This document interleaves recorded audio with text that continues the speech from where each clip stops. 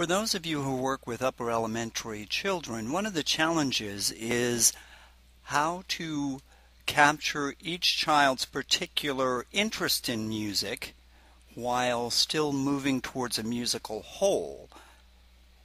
When working with upper elementary children, you soon realize that they are starting to get their own likes and dislikes as far as which aspects of music they want to interact with. Some like to sing, still more like to play instruments, and in 4th and 5th grade, recorder becomes a large part of what we do.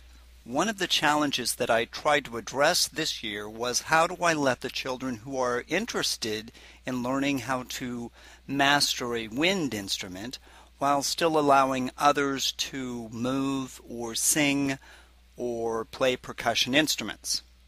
For me, the answer was in allowing children to choose the recorder as an option during their small group time. Having a smaller group of children, I was able to more quickly give them the basic skills of how to hold and produce air, blowing air through the instrument without blowing too much air, and giving them some technical skills here and there, while also being able to jump around and help other people with their small group projects. Throughout this experience, I encourage those children learning how to play the recorder to experiment, to challenge themselves to play things differently. One of the first things that someone wanted to play or wound up playing is that quintessential recorder piece, Hot Cross Buns. Here is how they came to play it after several weeks of working on it in various permutations, variations.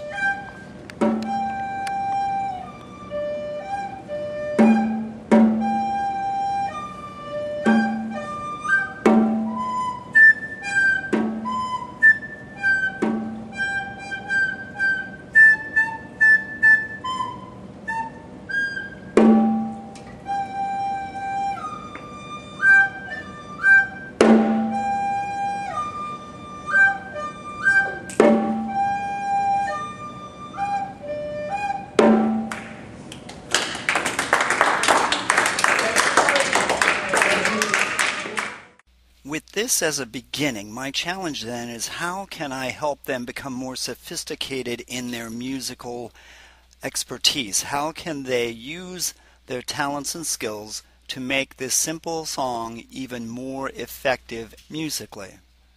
Here is a second group. Notice how they're using more instruments in combination with one another. These are things that I can point out to the first group and to the class in general as a way to make their music more sophisticated.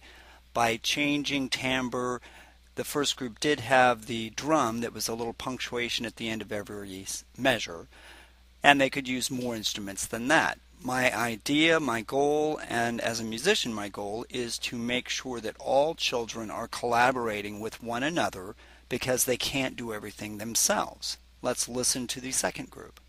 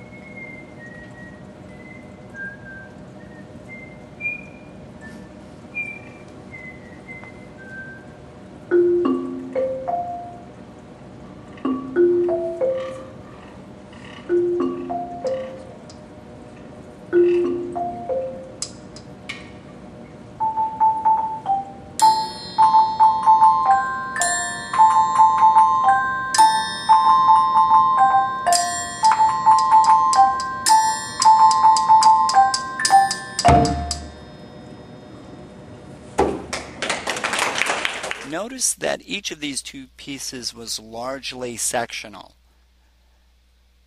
Notice that the second piece was a little more involved with more instruments at play The drum didn't play all the time. The triangle was a punctuating point at the end of phrases.